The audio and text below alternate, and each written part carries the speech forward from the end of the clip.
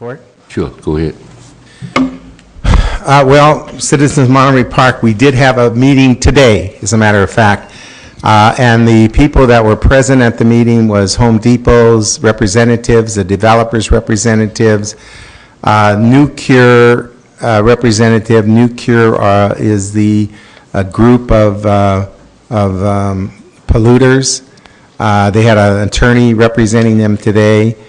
We also had a person from Nucure Industries, which is the trust. Oh, wait a minute. There was a trust there which was represented by an attorney, and then there was Nucure's Industry represented by a person also from there. There also was the developers that were at the meeting. Needless to say, as I reported at the last meeting, that the agreements that have been made to date, prior to the last meeting, which was 2 weeks ago, are all off the table. In the discussions we had today, one of them emerged back on the table in regards to how the process of compacting the property that Home Depot itself will sit on. That was back on the table, discussing it with the developers, Home Depot, Nucure, and the trust. In the conversation, they were asking us, well, what is the city's remaining issues the city has to deal with? That is the Caltrans issue, the Montebello issue with the city of Montebello. Like, as everybody knows, Montebello is agreeing to allow us to encroach upon their property to build a ingress and egress into this marketplace project, and for that, of course, they are getting some of our revenues. So we are pushing that forward to do all the entitlements through Montebello, going through their process, permit process, to be able to go forward with it. They want to know where we're at with that. By the way, the city has spent lots of money in not just hard dollars that we put out in regards to payments to Edison for property we had to have, but for employee work, for staff work, for our planning department, all these people putting, the engineers putting together these issues to move forward. We're expanding that money. We're moving forward to help this project come together. The Home Depot people are also doing their designs and moving forward to try to catch up with the submittal that was made to the EPA. EPA is involved also, which is the Environmental Protection Agency. Now, we've been assured as a task force, when Mike King was on it, that the Environmental Protection Agency would give us priority and move fast and swift and assign a person and or persons to make sure that anything submitted to them would have a fast turnaround. That has happened because of the relationship that the city has with Congressman Schiff's office and Congresswoman Hilda Solis's office. We also have had good inputs and good inroads and moved forward with Caltrans.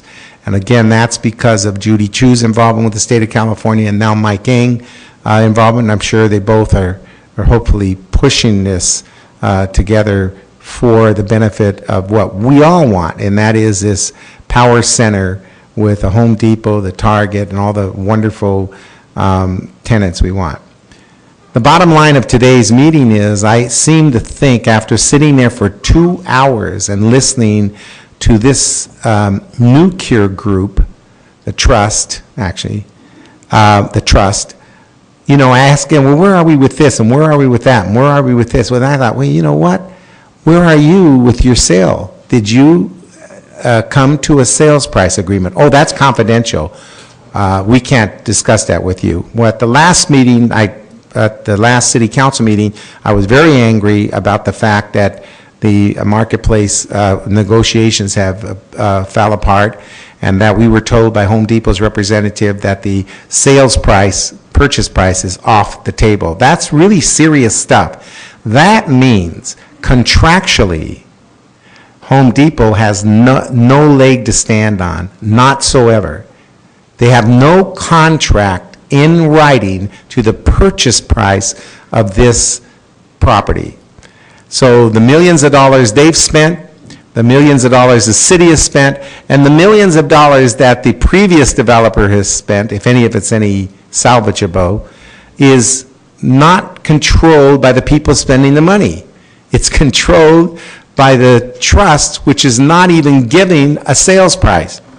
And when I said to him, you know, wait a minute, I want to know why the sales price has not been agreed to. And this is the reason I'm very concerned about it, and as well as Betty Tom Chu when she was on the council. The fact that the city has negotiated the easement issue with the help of the residents and got Edison to give up some easement issues and the ingress and egress issues, and the city put up money for it, gives value to that property. The fact that the city's got Montebello agreeing to ingress and egress onto that property, which is tough to do because I worked hard to get the third vote at the city of Montebello to approve it by meeting with them personally and showing them the benefit that it would be for both Monterey Park and Montebello to have this power center. The benefit of that, again, is to the property, and it's because of the city. The EPA pushing this faster and making some considerations and some issues that they are not as, they're doing their job, but they're giving them some leadway and moving them through this, is because of our pressure we put on there. So you take the city involvement, the pressure and the movement with Caltrans, Montebello, Edison, and EPA, because of our contacts with the government agencies. And this trust is sitting back there loving this. We are building up an incredible value to this property, and I suspect that that's why they have not agreed to a purchase price.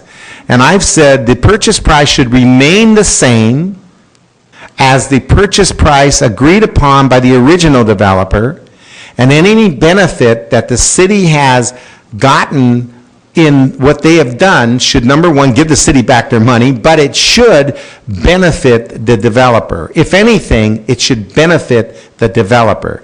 The developer is the ultimate user, the one that's going to give to us a project that we can shop at, eat at, and have revenues from for our police, fire, and our infrastructure for the city of Monterey Park.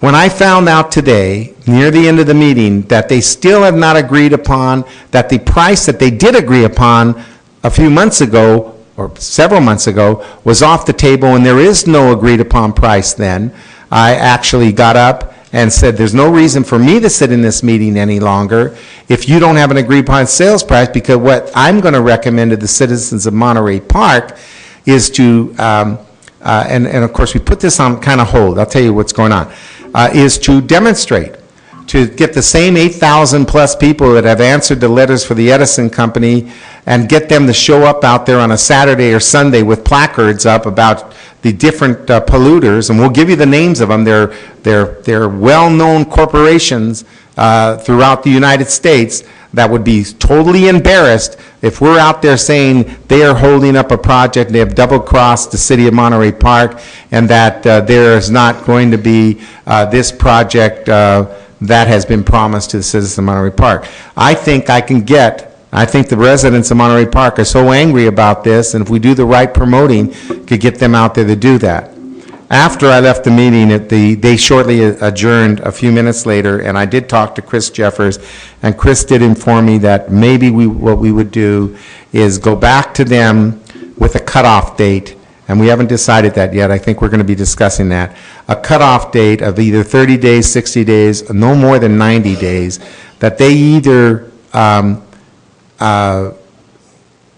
agree upon a purchase price, agreeable to both, without ripping off that developer, or we have to go to the next level. And the next level may be, I don't want to mention legal because then that opens up a whole problem.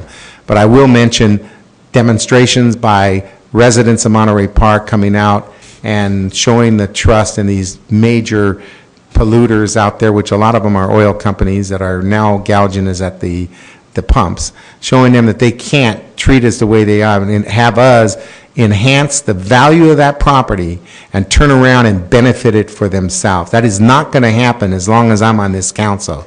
That should not happen as long as you're residents of Monterey Park.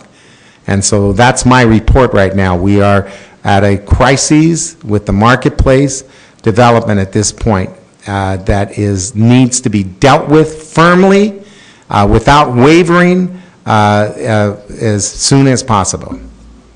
And you can